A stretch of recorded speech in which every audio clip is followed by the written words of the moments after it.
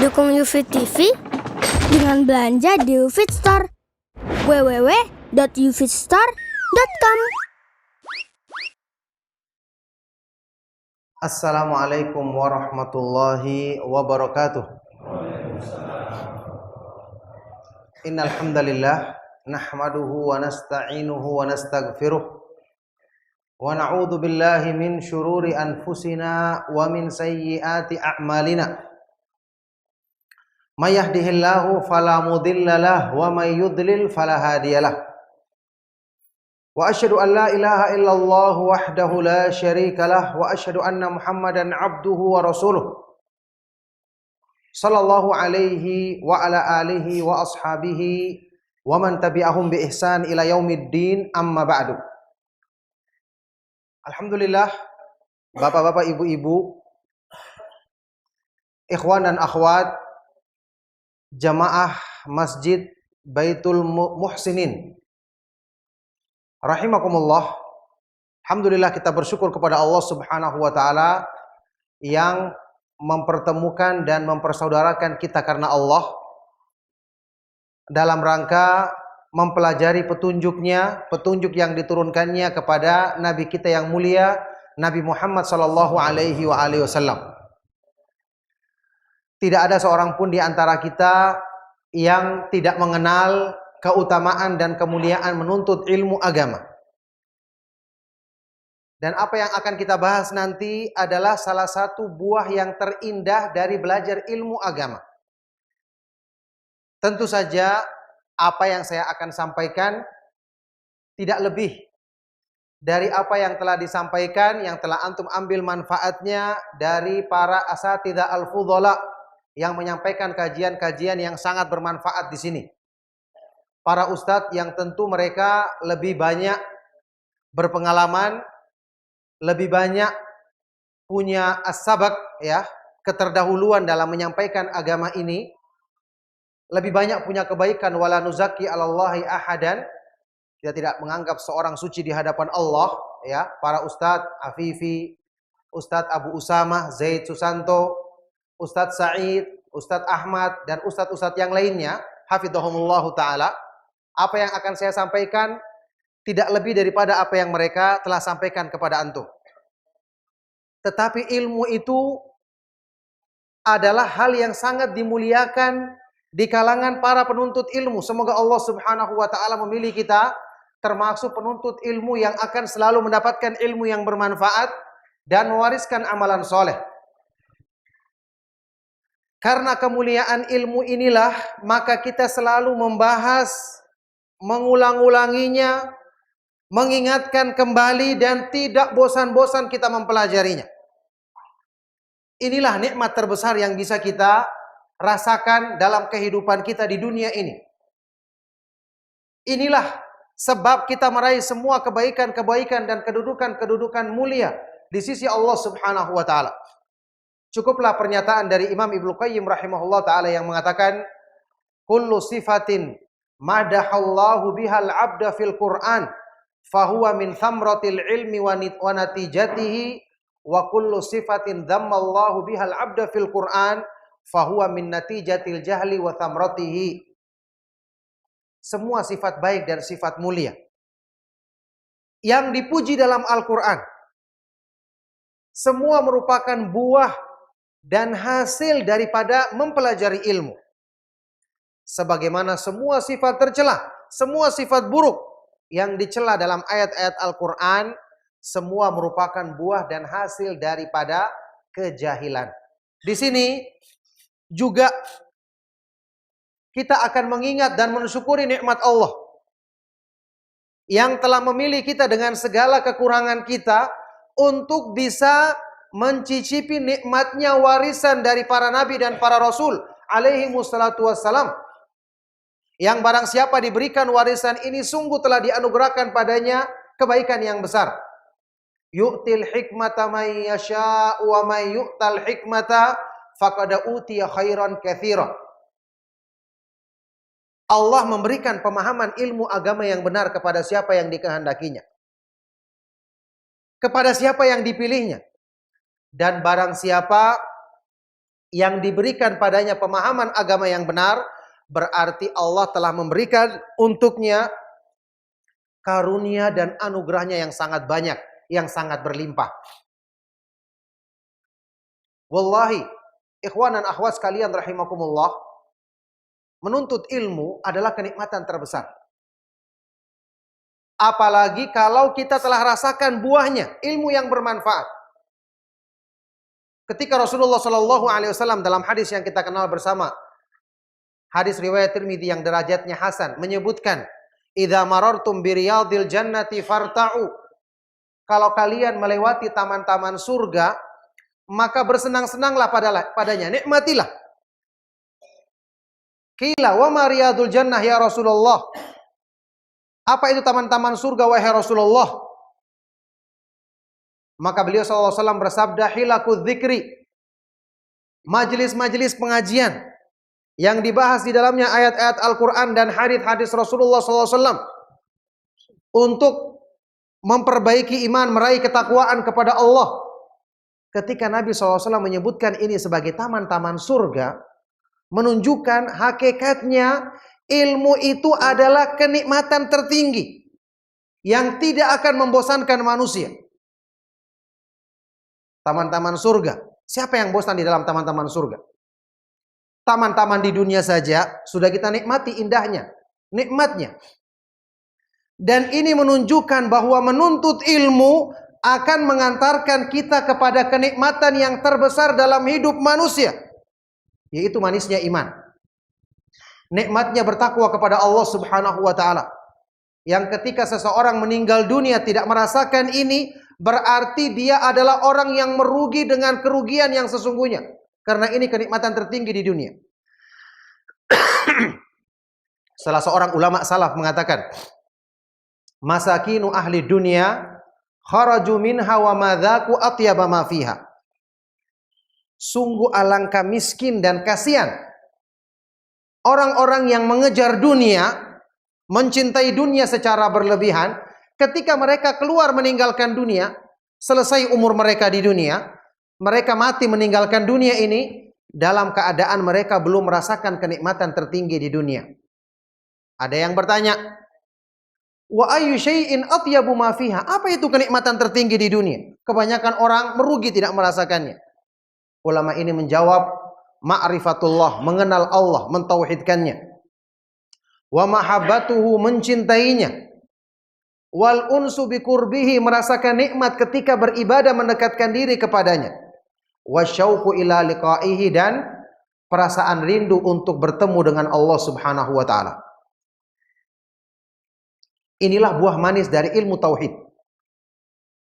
Makanya ilmu yang dipuji dalam ayat-ayat Al-Quran dan hadis-hadis Rasulullah SAW adalah ilmu yang bermanfaat, yang buahnya melahirkan takwa. Semakin kita belajar, semakin menjadikan kita tunduk, semakin menjadikan kita merasakan nikmat, berlomba-lomba dalam ibadah, semakin menjadikan kita khusyuk, karena hati kita diisi dengan pengagungan kepada Allah. Bukankah ini merupakan salah satu buah ilmu yang paling manis? Sebagaimana makna firman Allah Subhanahu wa taala, innama yakhsyallaha min ibadihi al-ulama'u. Sesungguhnya yang takut kepada Allah di antara hamba-hambanya hanyalah orang-orang yang berilmu.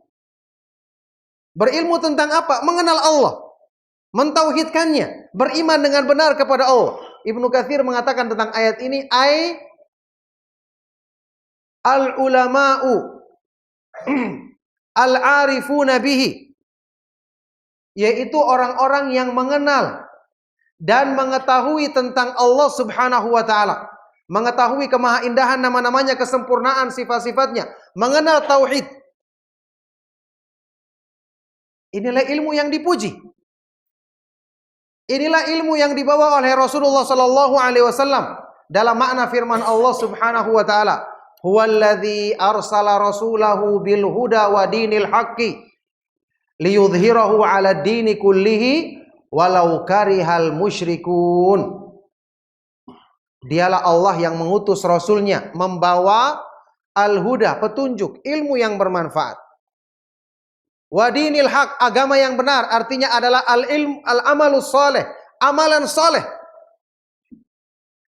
Supaya Allah menangkan agama Islam ini di atas agama-agama yang lain, meskipun orang-orang musyrik tidak menyukainya. Inilah petunjuk yang dengannya orang yang belajar sunnah dengan benar mesti akan diselamatkan dari berbagai macam penyimpangan dengan izin Allah.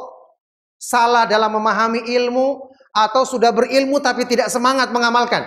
Ini disucikan dari petunjuk yang dibawa oleh Nabi SAW. Allah Subhanahu wa taala berfirman di awal surat An-Najm, "Wan najmi idza hawa ma dhalla sahibukum wa ma ghawa." Sahabatmu yaitu Rasulullah SAW, beliau tidak sesat dan tidak menyimpang. Sesat artinya salah dalam memahami ilmu. Ad-dhalal, kata Imam Ibnu Qayyim rahimahullah taala, kesesatan dalam memahami ilmu. Lawannya adalah al-huda, petunjuk untuk meluruskan ilmu. Ini yang dibawa oleh Nabi SAW. Yang kedua, al-ghayyu, menyimpang, penyimpangan dalam amal. Ada orang yang sudah berilmu, sudah hafal sana sini, tidak semangat beramal. Mana ilmunya, mana amalnya? Salah jalan. Ilmu itu melahirkan hati manusia yang selalu tunduk kepada Allah, dan ketika dia tunduk, disitulah dia merasa nikmat. Sehingga ketika dia beribadah, dia beristirahat, hatinya merasa lega. Ya, salah seorang ulama salaf mengatakan, "Kunna nusolli fanastarihu fiha." Kami dulunya melaksanakan sholat, kemudian kami beristirahat, merasakan nikmat dalam sholat kami. Ini salat yang khusyuk yang menjadi materi pembahasan kita saat ini. Jadi al-ghayyu, kesesatan dalam beramal. Entah itu tidak semangat dalam beramal atau beramal tidak ikhlas disebabkan keinginan kepada dunia, kedudukan atau harta masih mendominasi hati sehingga menjadikan amalnya tidak diniatkan karena mencari keridhaan Allah Subhanahu wa taala. Penyimpangan ini disucikan dari petunjuk yang dibawa oleh Nabi Muhammad SAW. Kenapa saya ingin ingatkan ini di awal? Padahal tema kita adalah khusyuk dalam beribadah. Saya ingin menekankan satu poin penting. Apa itu? Anda kalau belajar agama salah, tidak mungkin sampai kepada yang benar. Ini kaidah harus dipegang kuat-kuat. Orang yang belajar agama salah, jalannya salah, tidak mungkin sampai di tujuan yang benar. Orang yang belajar menempuh jalan yang benar saja belum tentu sampai. Padahal jelas-jelas dia sudah mengikuti rambu-rambu. Belum tentu sampai kalau dia lebih mengutamakan hawa nafsunya, naudzubillahi min dzalik. Apalagi orang yang sudah salah dari awalnya. Ini sebabnya ketika para ustadz mengingatkan, ambillah ilmu dari Al-Quran dan Sunnah dengan pemahaman para ulama salaf. Pemahaman para sahabat dijamin. Fa in amanu bimithli ma amantum bihi faqad ihtadaw wa in tawallaw fa inna ma hum fi syiqaq. Kalau mereka beriman seperti iman kalian wahai para sahabat, maka mereka pasti dapatkan petunjuk. Kalau imannya seperti imannya para sahabat, artinya belajar mengikuti petunjuk mereka. Tapi kalau mereka berpaling, maka mereka pasti dalam perpecahan, dalam kesesatan. Kalau salah belajar, ya para ustadz mengingatkan, ikuti pemahaman para sahabat, para ulama salaf. Karena inilah yang akan melahirkan ilmu yang bermanfaat. Kenapa dalam menuntut ilmu kita harus mengembalikan kepada kitab-kitab para ulama ahlu sunnah. Ustadz pun kita pilih yang benar-benar menyampaikan pemahaman yang sesuai dengan sunnah Rasulullah Sallallahu Alaihi Wasallam.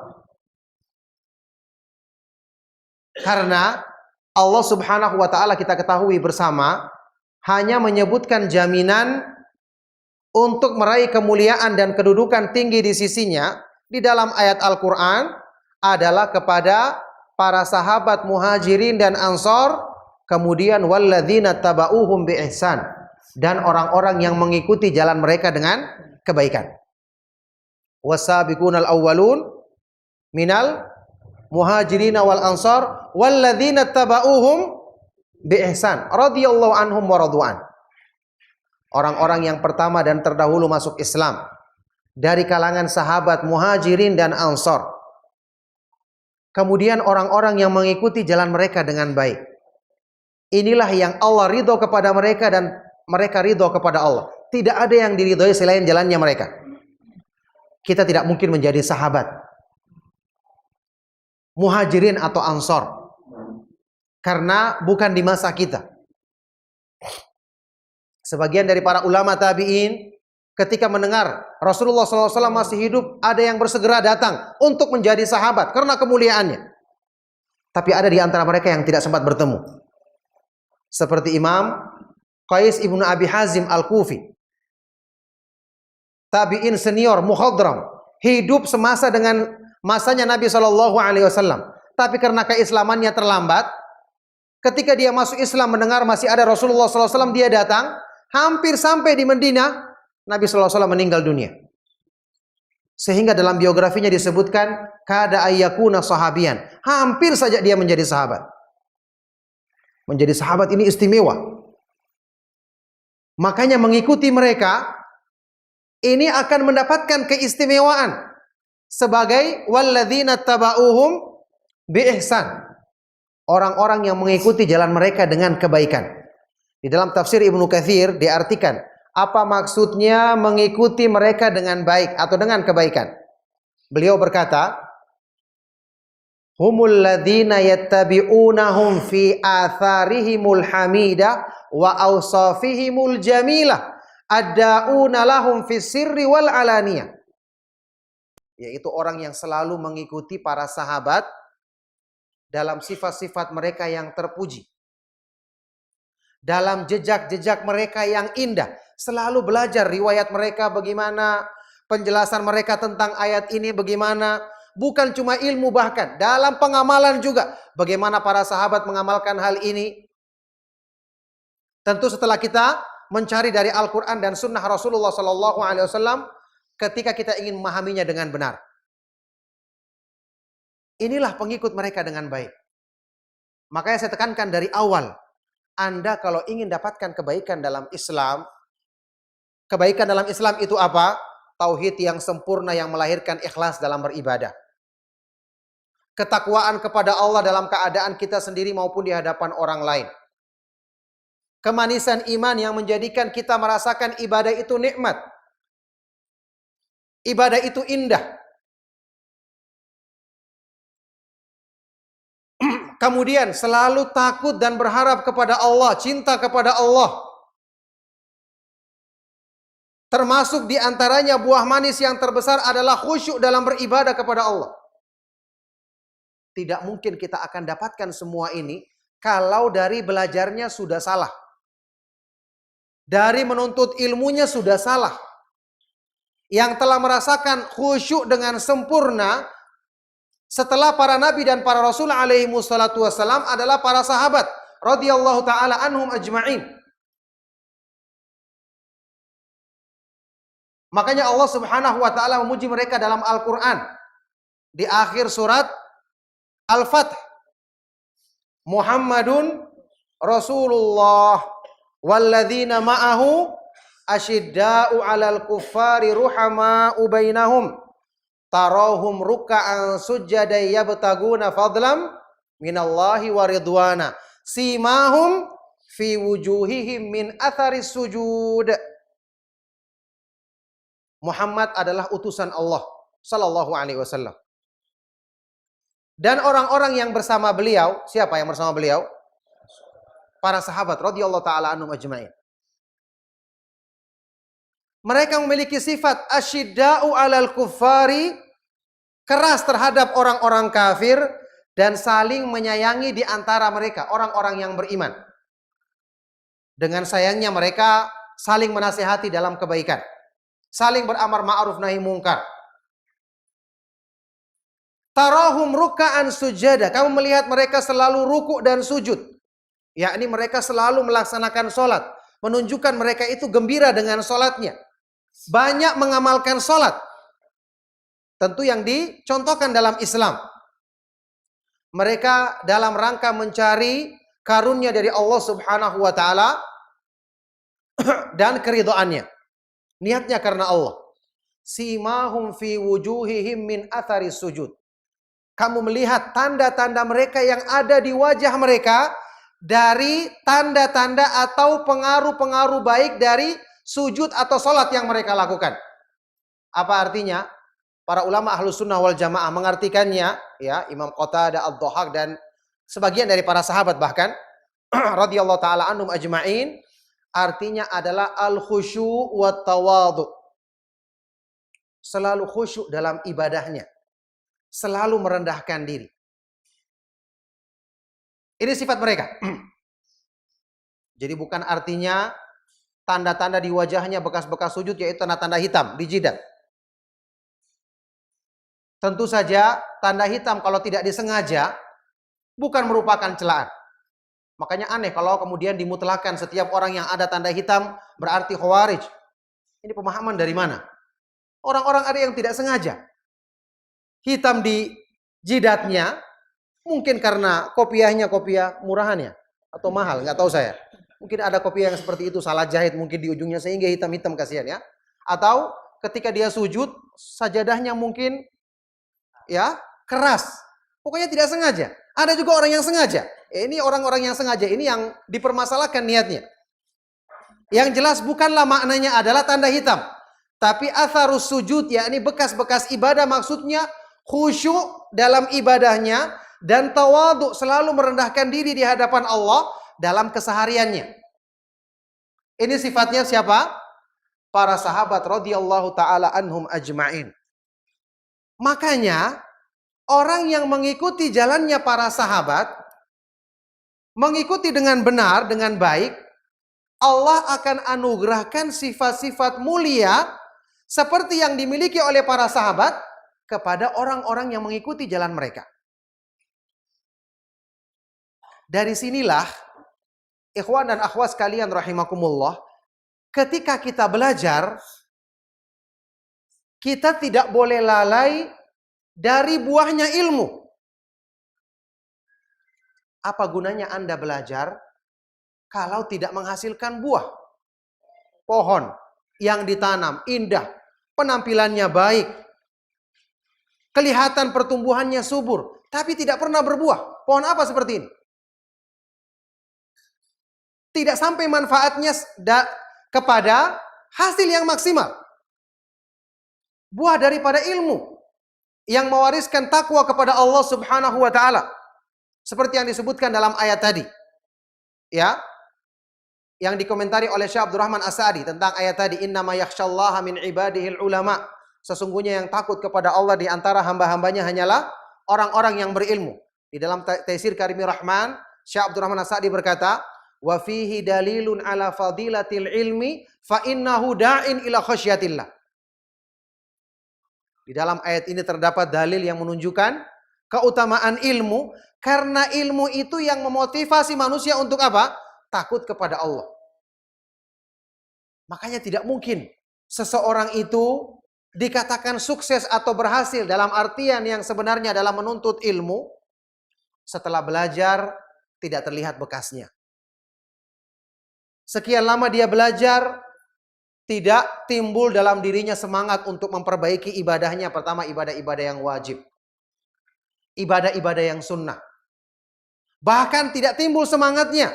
Rasa nikmat dirasakannya ketika menuntut ilmu.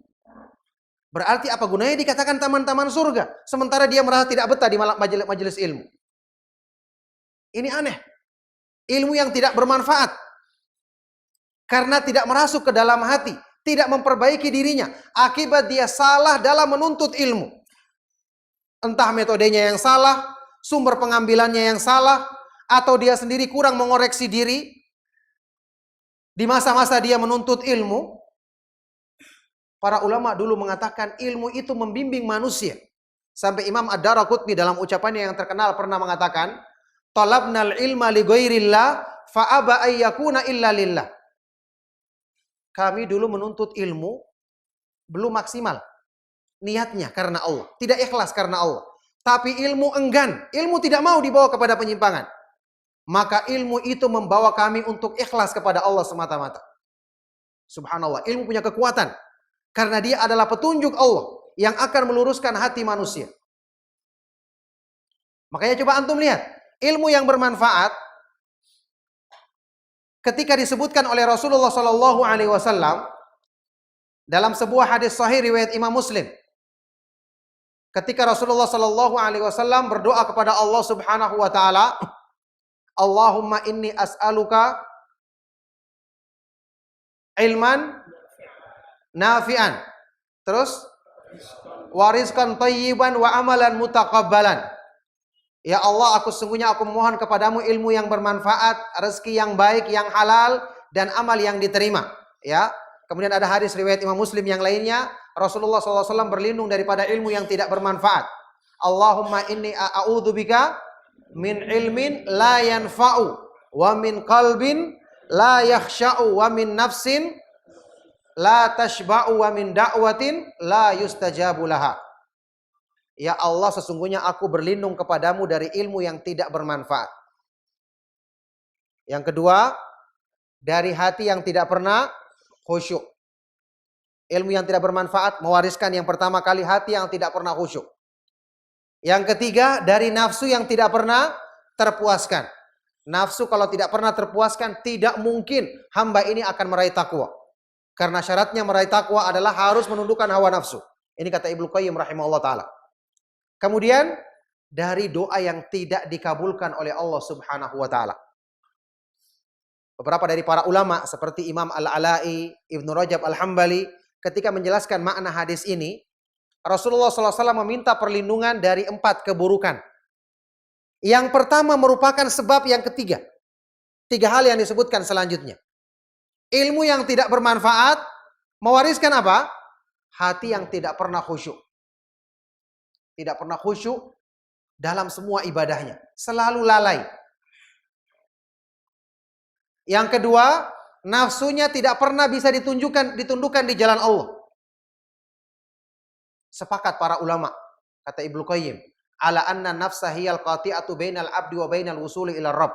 Semua sepakat mengatakan, nafsu manusia adalah penghalang utama antara seorang hamba untuk meraih keridhaan Allah.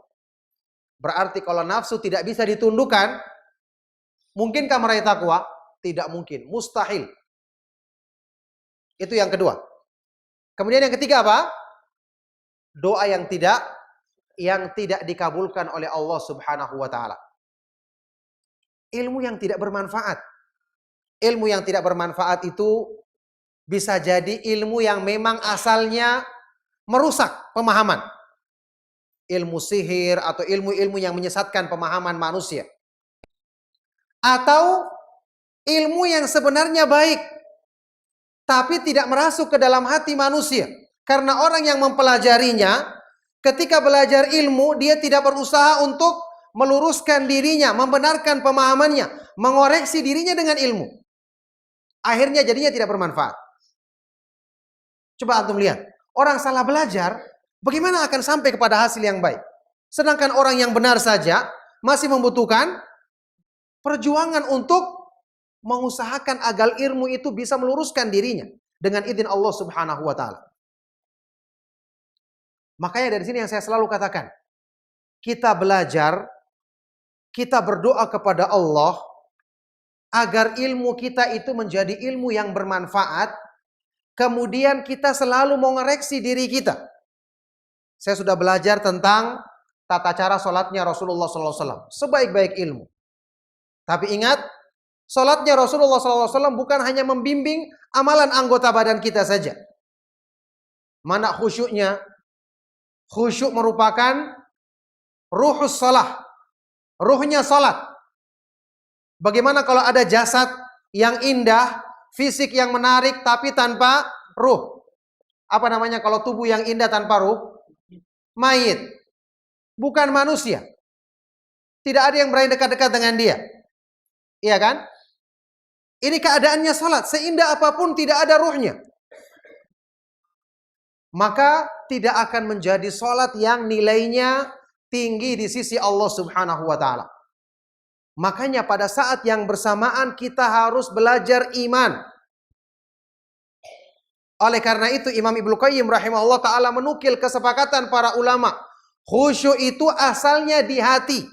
Pancarannya kemudian terlihat pada anggota badan manusia. Ibnu Qayyim dalam kitab I'lamul Muwaqqi'in mengatakan,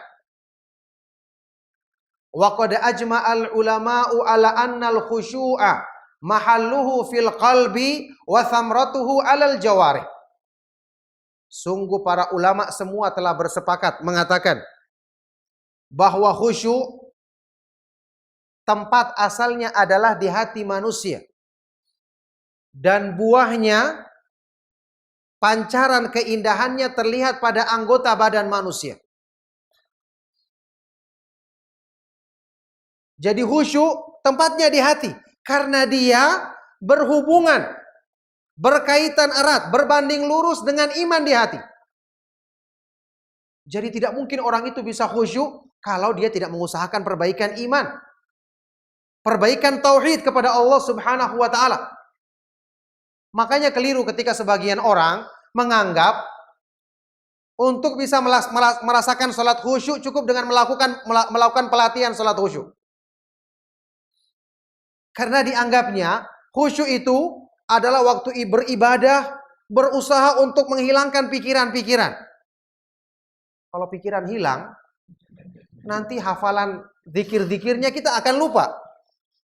Salat bisa sampai 10 rakaat tidak terasa. Karena pikirannya hilang. Tidak ingat apa-apa. Tidak mungkin seperti ini. Atau bahkan ada orang mengatakan khusyuk itu dengan menutup mata. Kalau ngantuk bisa langsung ketiduran. Rasulullah SAW waktu sholat melihat kemana? Melihat ke tempat sujud beliau. Berarti beliau tidak menutup mata. Dan antum ya, asalnya kalau orang tidak punya iman, menutup mata pun akan muncul apa? Gambar-gambar dalam kegelapan, iya kan? Kadang-kadang seperti ular, kadang-kadang kotak, kadang-kadang apa yang tadi kita lupakan kemudian muncul dalam bentuk apa ini? Semacam gambar-gambar, karikatur seperti itu. Tidak mungkin khusyuk yang seperti ini. Karena khusyuk itu asalnya dari dalam hati, hubungannya dengan keimanan. Coba kita lihat firman Allah Subhanahu wa taala di awal surat Al-Mu'minun tentang cirinya orang yang beriman. Bagaimana? Qad aflahal mu'minun. Sungguh beruntunglah orang-orang yang beriman. Ini satu kaidah penting. Setiap ayat Al-Qur'an atau hadis Rasulullah Shallallahu Alaihi Wasallam menyebutkan tentang iman, orang-orang yang beriman, barang siapa yang beriman, atau yang sejenisnya, maka yang dimaksud dengan iman tersebut adalah iman yang benar, iman yang sesuai dengan standar yang diridhoi oleh Allah Subhanahu Wa Taala. Berarti gampang kalau kita ingin menilai iman kita benar apa tidak. Sesuaikan dengan ayat tersebut. Kita miliki nggak sifat tersebut? Kalau tidak berarti iman kita belum mencapai standar yang diridhoi oleh Allah Subhanahu wa taala. Antum paham ya? Sekarang kita lihat contohnya di ayat ini. Qad aflahal mu'minun. Sungguh beruntunglah orang-orang yang beriman. Artinya orang-orang yang beriman dengan iman yang bagaimana? Iman yang benar, iman yang sesuai dengan standar yang diridhoi oleh Allah Subhanahu wa taala. Bukan iman yang rusak. Ciri pertama mereka adalah apa? Alladzina hum fi salatihim khashi'un. Sekarang pertanyaannya, orang yang khusyuk, yang tidak khusyuk dalam salatnya, imannya benar apa tidak? Sesuai dengan kaidah tadi. Hah? Apa jawabannya? Imannya tidak benar. Bukan dikatakan imannya tidak ada, ya, karena kita tidak mengkafirkan orang yang tidak khusyuk dalam salatnya. Tapi imannya tidak sempurna. Imannya tidak benar. Kebanyakan dari kita merasa salatnya khusyuk apa tidak? Hah? Lah kenapa dia tenang-tenang saja? Bagaimana kalau dalam keadaan sekarang dia meninggal dunia menghadap Allah? Apa yang akan dibawanya? Berarti imannya jelas ada cacat yang harus segera dibenahi. Karena ketika Allah menyebutkan sifat ini berarti inilah sifat standarnya orang yang beriman seperti ini. Yang akan diterima oleh Allah Subhanahu wa taala ketika dia menghadap Allah dengan membawa iman yang seperti ini. Yaitu orang-orang yang khusyuk dalam salatnya. Kenapa iman itu berbanding lurus dengan khusyuk? Apa ini dengan keimanan di hati? Khusyuk berbanding lurus atau berkaitan erat dengan iman di hati. Khusyuk adalah perasaan yang lahir pada diri manusia ketika dia mengagungkan sesuatu. Pertama sebelum saya jelaskan, berapa ada nih? Kurang berapa, Pak? 2 menit ya. Baik. Saya ingin jelaskan dulu supaya nanti yang penjelasan tadi saya sampai selesai Isya karena agak panjang. Saya ingin jelaskan dulu Imam Ibnu Katsir ketika menafsirkan ayat tadi di dalam tafsirnya itu menjelaskan dengan penjelasan yang sangat unik dan indah. Ini penafsiran yang sangat indah tentang makna khusyuk. Beliau mengambil dalil untuk menjelaskan ayat Al-Quran ini dengan sebaik-baik penafsir Al-Quran, yaitu siapa? Rasulullah SAW. Hadis sebaik-baik penafsir Al-Quran. Beliau menafsirkan makna salat khusyuk yang orang-orang yang beriman dipuji dalam ayat ini dengan hadis yang terkenal dari Rasulullah SAW, riwayat Imam Ahmad dan Nasai dengan sanad yang sahih, disahihkan oleh Syekh Al-Albani rahimahullah ta'ala dan para ulama yang lain. Rasulullah SAW pernah bersabda, hubbiba ilayya minad dunya, atau wa fi riwayatin min dunyakum an-nisa'u wa tibu wa ju'ilat qurratu aini fis shalah. Dijadikan aku cinta dalam urusan-urusan dunia kepada an-nisa, kepada istri beliau yang dihalalkan oleh Allah, dan kepada minyak wangi karena enak dicium, wangi harum baunya, sesuatu yang menyenangkan dalam urusan dunia, boleh kita mencintainya. Tetapi Allah menjadikan kesejukan hatiku ketika aku menunaikan sholat. Artinya kita boleh mencintai urusan dunia, tapi ketika dibandingkan dengan kecintaan kepada sholat, kecintaan ketika menghadap Allah, maka itu mengalahkan semua dari urusan-urusan dunia kita. Makanya tidak mungkin orang yang masih hatinya didominasi cinta kepada dunia, tidak mungkin dia meraih khusyuk. Tidak mungkin menikmati sholatnya. Ibnu Katsir menafsirkan khusyuk itu adalah hadis ini. Orang yang merasakan sholat itu sebagai penyejuk hatinya. Keindahan yang paling didambakan hatinya. Juga hadis yang lain riwayat Imam Ahmad dengan sanad yang sahih. Ketika Rasulullah SAW di dalam perjalanan yang melelahkan, yang panas bersama para sahabat, meminta kepada Bilal untuk mengumandangkan azan dengan sabda beliau, arihna bis salati ya Bilal, wahai Bilal, berikanlah kesejukan kepada hati kami dengan melaksanakan salat. Artinya apa? Orang yang merasakan salat khusyuk itu dia akan merasakan nikmat salatnya. Dia akan merasakan nikmat salatnya. Disinilah keterikatan antara khusyuk dengan iman yang benar. Karena iman yang benar itu sudah kita ketahui akan dirasakan manis dan nikmatnya. Kenapa khusyuk itu sangat erat kaitannya dengan iman? Kalau kita tinjau dari makna khusyuk, yang secara asal bahasa tentu khusyuk artinya adalah as-sukun atau at-tuma'ninah, diam, tenang. Sebagian ulama mendefinisikannya dengan ringkas seperti Syekh Ibnu Utsaimin rahimahullah taala, sukunul qalbi atau tuma'ninatul qalbi ma'a sukunil jawarih. Ketenangan hati yang kemudian melahirkan diamnya atau tenangnya anggota badan. Anggota badan tentu mengikuti apa yang terdapat di dalam hati. Mengikuti apa yang terdapat dalam hati. Makanya Imam Ibnu Rajab Al-Hambali sewaktu menjelaskan definisi khusyuk, beliau mengambil hadis Rasulullah SAW yang sangat terkenal riwayat Imam Bukhari dan Muslim. Ala wa inna fil jasadi mughdatan idza salahat salahal jasadu kullu wa idza fasadat fasadal jasadu kullu ala wahya al-qalbu. Ketahuilah sesungguhnya dalam diri manusia ada segumpal daging yang kalau ini baik akan baik semua anggota badannya. Kalau buruk akan buruk semua anggota badannya, yaitu hati manusia. Dalam hal ini seperti makna yang dalam sebuah riwayat yang dinukil oleh para ulama seperti Ibnu Taimiyah dan yang lainnya dari ucapan Umar bin Abdul Aziz rahimahullah taala yang mengatakan ketika melihat seseorang ya sedang melaksanakan salat, beliau mengatakan lau khasya'a qalbu hadzal rajul la khasya'at jawarihuhu. Kalau seandainya hati orang ini khusyuk, pasti anggota badannya semua khusyuk. Makanya di kalangan para ulama salaf ada istilah yang disebutkan oleh sebagian dari para sahabat yang disebut dengan khusyu'un nifaq. Khusyuk munafik. Seperti ucapannya sahabat yang mulia Hudzaifah ibn Yaman radhiyallahu taala anhu. Iyyakum wa khusyu'an nifaq. Hati-hati kalian dari khusyuk kemunafikan. Berpura-pura khusyuk.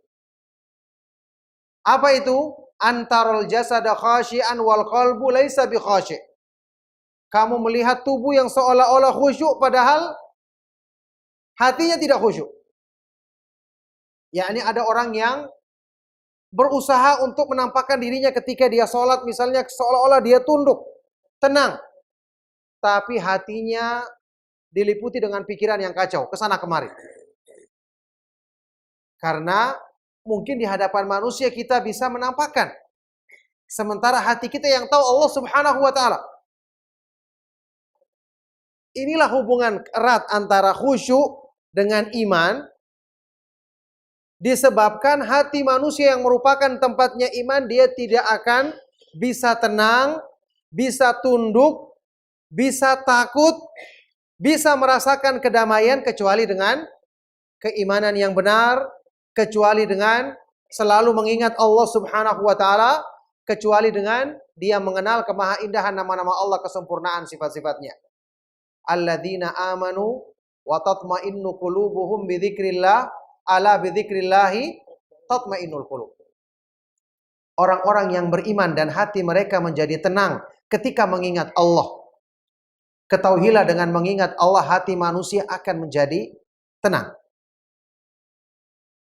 Disinilah kita ketahui khusyuk itu tidak akan mungkin lepas dari apa yang mendominasi hati kita dalam kehidupan sehari-hari. Makanya penuntut ilmu ketika belajar, dia harus melatih dirinya, menguasai nafsunya. Ketika berurusan dengan harta, dengan kedudukan, kesibukan-kesibukan dalam urusan duniawi. Kalau hatinya mudah dikuasai dengan harta, melalaikannya dari mengingat Allah, pasti waktu sholat dia tidak akan bisa khusyuk. Ada sebagian orang yang menganggap sederhana permasalahan ini. Kata dia, biarlah saya sibuk dengan duniaku, saya bergelimang dengan hartaku, waktu saya mengucapkan Allahu Akbar, Allah Maha Besar, semua menjadi kecil. Masya Allah, gampang sekali diucapkan. Dia tidak tahu bahwa yang benar-benar bisa merasakan hal ini adalah apa yang terdapat di dalam hati. Apa yang terdapat di dalam hati. Inilah hubungannya khusyuk dengan menundukkan hawa nafsu, tidak tertipu atau mencintai dunia secara berlebihan, tidak lalai dari mengingat Allah Subhanahu wa taala. Karena semua kerusakan itu asalnya bersumber dari kelalaian hati. Hati itu lalai ketika dia tidak mengenal Rabb-nya. Karena hati manusia itu ya, manusia diciptakan dengan penuh dengan kekurangan. Hati itu selalu mencari tempat bersandar. Hati selalu mencari tempat untuk dia bisa mencintai sesuatu. Takut dan berharap dengan sesuatu. Kenapa? Manusia hukum asalnya diciptakan dha'ifah. Wa khuliqal insanu dha'ifah. Lemah. Dia tidak akan bisa berdiri sendiri. Sekuat apapun dia. Mesti dia mencari tempat bersandar. Ketika dia bersandar dengan sesuatu, dia merasa tenang di situ. Nah, ketika hati ini tidak mengenal tempat bersandar yang benar, dia akan bersandar kepada makhluk. Makanya inti perbuatan syirik itu kembali kepada masalah tauhid yang ada di hati. Sebagian orang salah menyangka.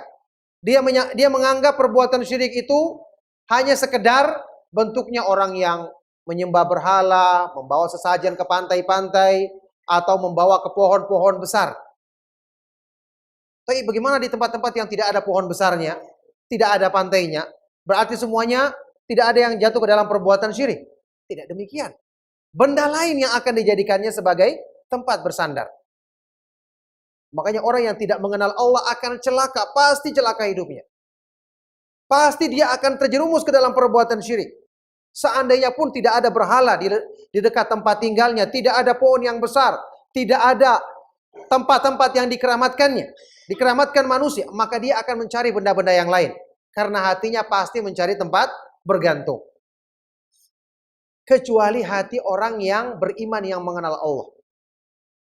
Ketika itulah dia akan selalu ingat kepada Allah, karena tidak ada yang melebihi rasa nikmat di dalam hati manusia ketika dia telah mengenal Rabb-nya. Maka dia tidak akan mau menggantikannya dengan apapun. Ketika ini, dia akan selalu tunduk dan khusyuk kepada Allah dalam semua keadaan. Makanya kelalaian hati ini merupakan sebab terbesar yang menjadikan rusak semua keadaan manusia.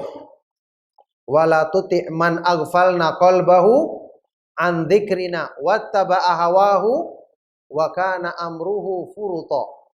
Janganlah kamu mengikuti orang-orang yang kami lalaikan hatinya dari mengingat kami, mengingat Allah, serta dia selalu memperturutkan hawa nafsunya sehingga urusannya semua menjadi rusak, semua urusannya. Dua hal.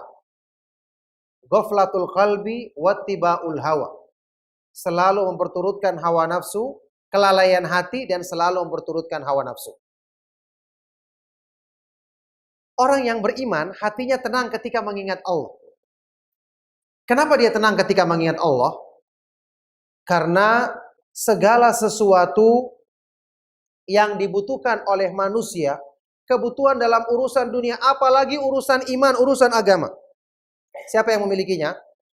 Allah Subhanahu wa ta'ala. Orang yang dekat dengan Allah, apalagi yang dia takutkan dari makhluk. Semua yang ada di tangan makhluk berasal dari siapa? Dari Allah Subhanahu wa ta'ala. Maka dia tidak akan pernah bersandar kepada makhluk karena dia tahu makhluk ini tidak memiliki apa-apa pada hakikatnya. Ngapain bersandar kepada sesuatu yang sama lemahnya dengan kita? Iya kan? Kebodohan. Bersandar sama-sama lemah. Ini tidak ada gunanya. Kenapa tidak bersandar kepada yang maha kuat dan maha perkasa? Ketika dia butuh ketenangan dalam hal menempatkan cintanya. Sudah kita bahas tadi. Rasulullah SAW bersabda bahwa mencintai urusan dunia diperbolehkan. Tapi cinta kepada Allah mengalahkan semuanya. Kenapa? Apapun kebaikan yang dilakukan oleh makhluk kepada kita, atau seindah apapun, sesempurna apapun apa yang ada pada diri mereka yang menjadikan kita tertarik. Ya, manusia mesti tertarik kepada makhluk dengan dua faktor pertimbangannya. Kalau bukan karena kebaikannya, mesti karena keindahan yang ada pada makhluk itu. Allah Subhanahu wa ta'ala memiliki semua dengan sempurna.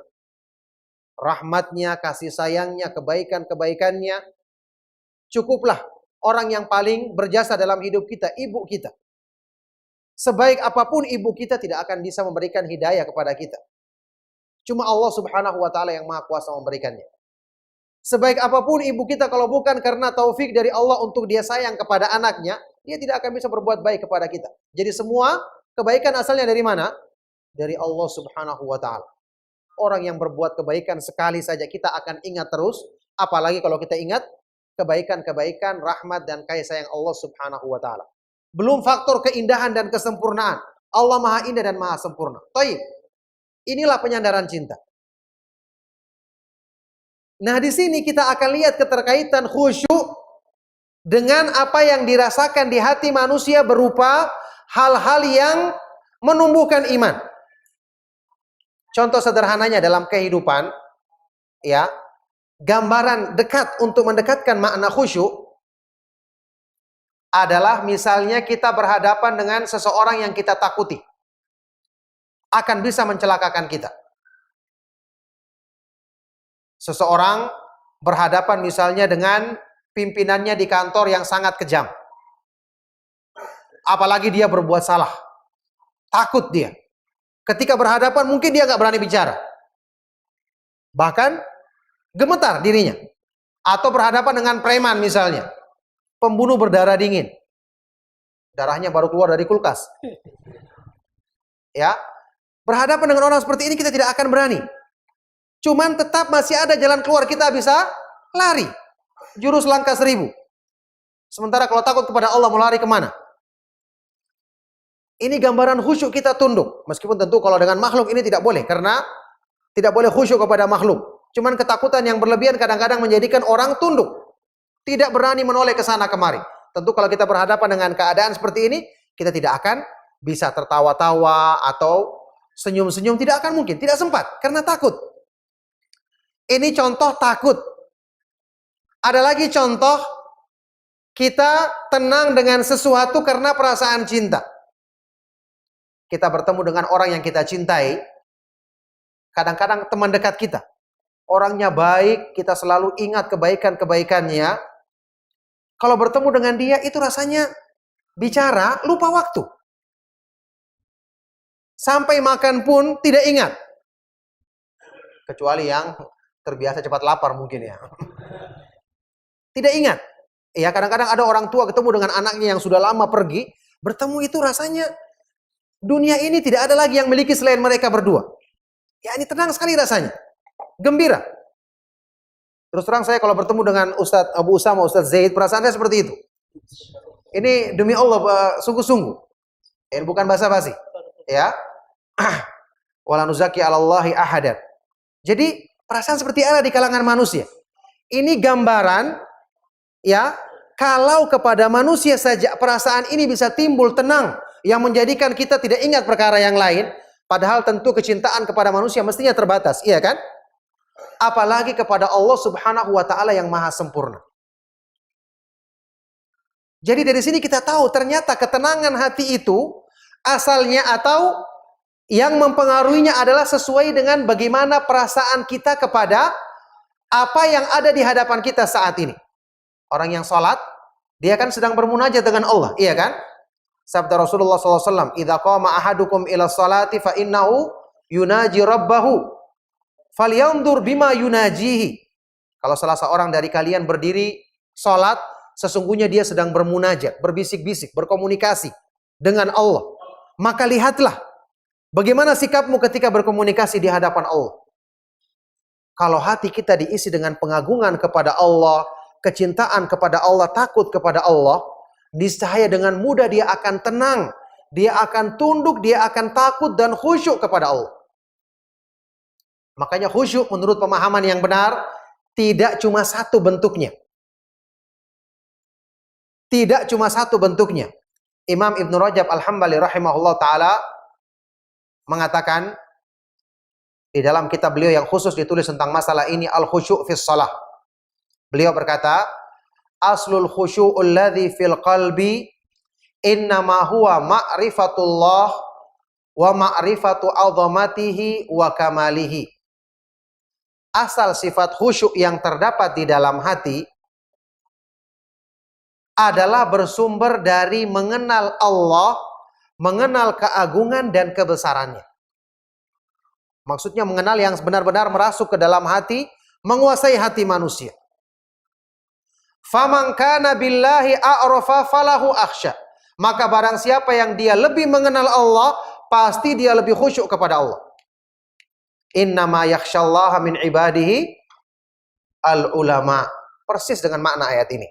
Sesungguhnya yang takut kepada Allah di antara hamba-hambanya hanyalah orang-orang yang berilmu. Semakin kita kenal, semakin tunduk. Ibnu Rajab menjabarkan, khusyuk itu contohnya bisa timbul dari rasa takut. Seseorang ketika dia merenungkan banyak dosanya, dia masuk dalam melaksanakan sholat. Banyak perbuatan maksiat, kurang mensyukuri nikmat Allah. Rasa takut karena dia mengingat Allah Subhanahu wa taala kalau murka kepadanya bisa menimpakan apa saja. Bisa mencabut hidayah darinya, bisa menjadikan dia bahkan lepas dari keimanan. Naudzubillahi min dzalik. Tentu ini adalah kerugian yang besar, kebinasaan. Maka rasa takutnya akan menjadikan dia tunduk kepada Allah, tidak berani memikirkan hal yang lain. Karena dia takut Allah Subhanahu wa taala akan murka kepadanya.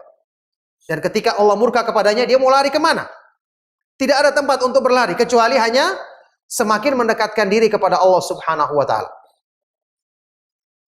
Ya, Rasulullah SAW pernah berdoa seperti ini dalam sebuah hadis. Doa dalam salat witir. Ya.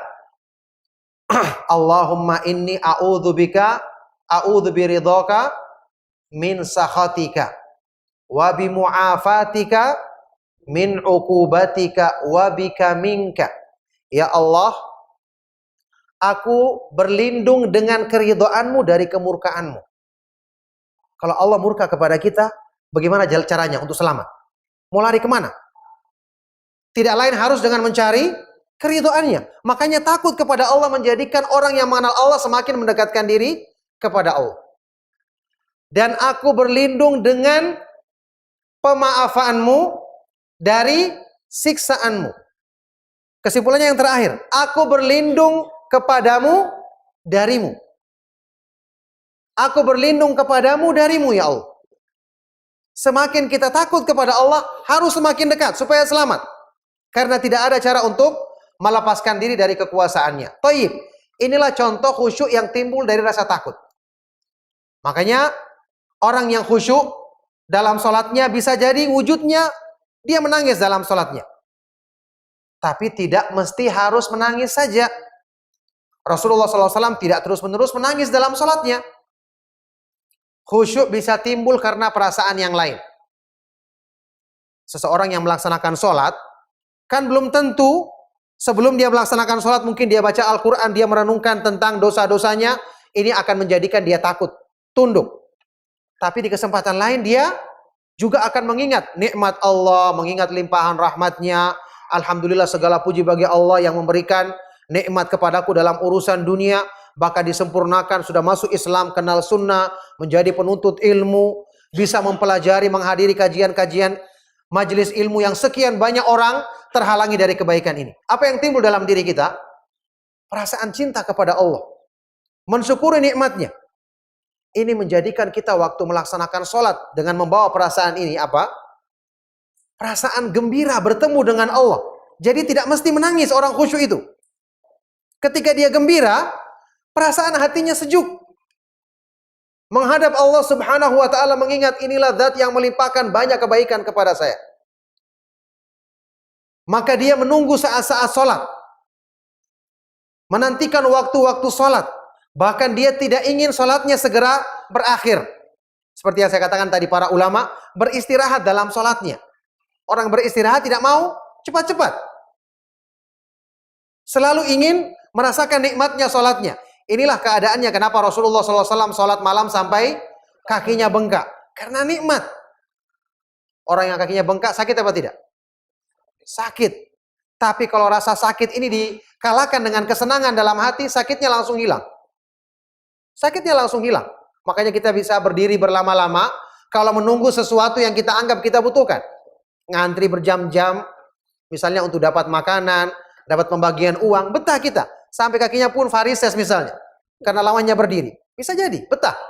Karena ada kesenangan dalam hati kita. Ini kesenangan makhluk, apalagi senang ketika mendekatkan diri, mengingat nikmat Allah Subhanahu wa taala. Ada sisi lain. Khusyuk karena rasa malu kepada Allah. Orang yang malu kepada Allah, ketika dia mengingat Allah demikian banyak melimpahkan nikmat, tapi saya selalu lalai, saya kurang mensyukuri nikmatnya. Bersamaan dengan itu, alhamdulillah Allah Subhanahu wa taala tidak mencabut nikmatnya dari diriku. Ketika dia menghadap kepada Allah dalam kondisi seperti ini, dia merasa malu di hadapan Allah. Tunduk, tidak berani menoleh ke sana kemari, hanya menghadap ke tempat sujudnya saja. Ingatannya hanya kepada Allah. Mengungkapkan rasa malunya kepada Allah Subhanahu wa taala. Dengan ini dia meraih khusyuk. Ini semua diterangkan oleh Imam Ibn Rajab. Jadi khusyuk itu adalah tergantung dari apa yang dirasakan oleh seorang hamba, tergantung dari suasana hatinya ketika dia menghadap Allah Subhanahu wa taala. Dari sini kita ketahui khusyuk itu dirasakan oleh orang yang beriman tidak sekali-sekali. Ada orang yang merasa bangga dalam sholatnya. Masya Allah, bulan lalu saya melaksanakan sholat sambil menangis. Setelah itu bulan berikutnya, kenapa? Tertawa dalam sholatnya. Ya kan tidak bisa seperti itu. Ya ini Anda ketika bulan lalu itu menangis dalam sholat karena mengingat dosa, alhamdulillah. Setelah itu, harusnya seperti itu terus. Banyak dosa-dosa yang kita perbuat, kemudian rasa malu kita karena kurang mensyukuri nikmat Allah, dan seterusnya. Ala kulli hal, inilah kenapa dikatakan khusyuk itu asalnya terdapat di dalam hati. Kemudian pancaran dan buahnya terlihat pada anggota badan manusia.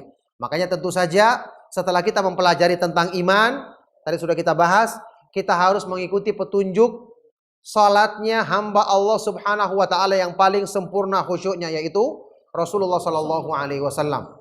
Makanya mengamalkan sunnah dalam hal-hal yang berhubungan dengan salatnya Rasulullah sallallahu alaihi wasallam untuk mengusahakan salat yang khusyuk ini penting. Seperti misalnya Rasulullah sallallahu alaihi wasallam mencontohkan kepada kita, ya di antara sebab-sebab yang memudahkan kita khusyuk, kita coba memahami kandungan dari ayat Al-Qur'an, zikir dan doa yang kita baca dalam salat. Makanya belajar bahasa Arab itu penting. Bisa merenungkan Al-Quran, merenungkan zikir yang kita baca. Ini semua ibadah-ibadah yang satu saja kita dapatkan manfaatnya, sudah menumbuhkan iman kita demikian kuat. Kemudian, tidak disibukkan dengan hal-hal yang mengganggu pikiran. Jangan melakukan kegiatan-kegiatan yang kira-kira akan menempel dalam pikiran kita menjelang kita melaksanakan sholat. Kenapa Rasulullah SAW melarang kita sholat ketika makan telah dihidangkan? Makanya panitia tadi menghidangkan makanan setelah sholat. Atau memang siapnya waktu itu ya? Bukan karena mempertimbangkan masalah khusyuk. Iya. Apa kata Rasulullah SAW? La sholata bihadrati at-ta'am wa la huwa yudafi'uhu al-akhbathan. Tidak ada sholat bagi orang yang telah hadir makanan di hadapannya dalam keadaan dia lapar, menginginkan makanan tersebut, dan juga tidak ada sholat bagi orang yang menahan ya buang air besar dan buang air kecil. Ini menjadikan sholatnya makruh, termasuk sholat di depan sesuatu yang bergambar atau mengganggu, ya sajadah atau apapun yang kita lihat di hadapan kita. Rasulullah SAW terganggu. Tidak akan mungkin orang selamat setelah Rasulullah SAW terganggu. Ketika beliau dihadiahkan sebuah pakaian yang bergambar-gambar, ya, dari salah seorang penjahit, Abu Jaham, selesai melaksanakan sholat, maka Rasulullah SAW menyuruh untuk dikembalikan pakaian ini padanya.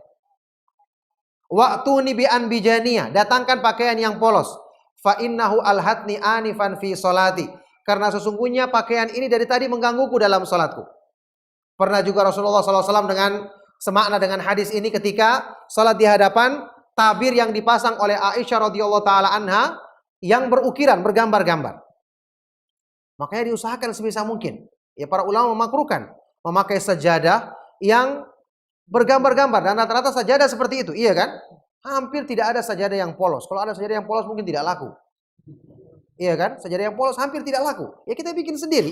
Kalau memang kita butuh sajadah mungkin karena dingin atau mungkin ada seorang yang lututnya kurang kuat ketika bersentuhan langsung dengan lantai, ini perlu dihindari yang seperti ini. Kalau Rasulullah SAW terganggu, bagaimana mungkin kita mengatakan kita tidak terganggu?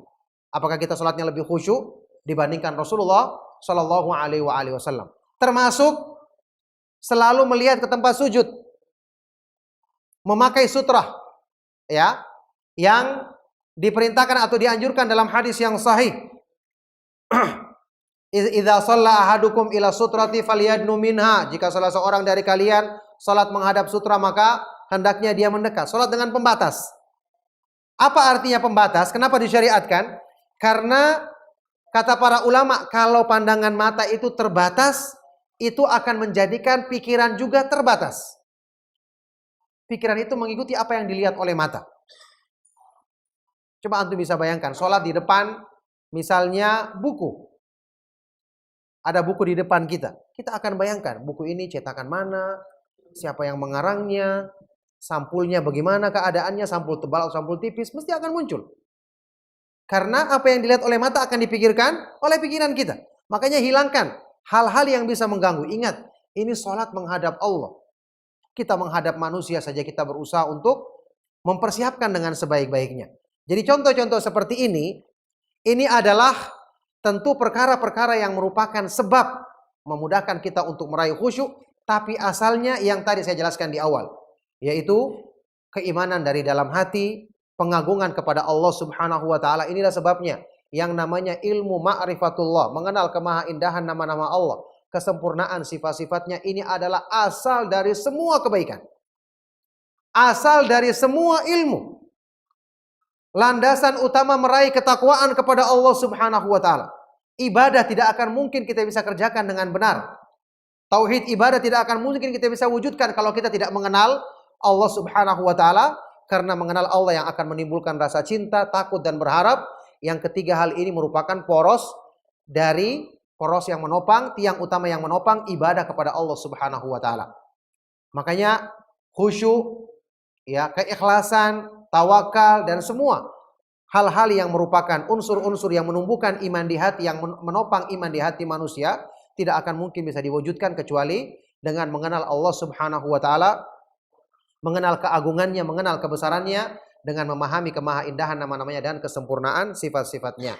Barakallahu fikum, mengingat waktu juga yang terbatas, ini kurang lebih kesimpulan dari pembahasan yang kita ketengahkan di kesempatan malam hari ini. Semoga bermanfaat dan menjadi sebab kebaikan bagi kita semua. Yang jelas, ya, kita bersabar dalam meniti jalan ilmu. Khusyuk dan kebaikan-kebaikan lain adalah buah daripada ilmu.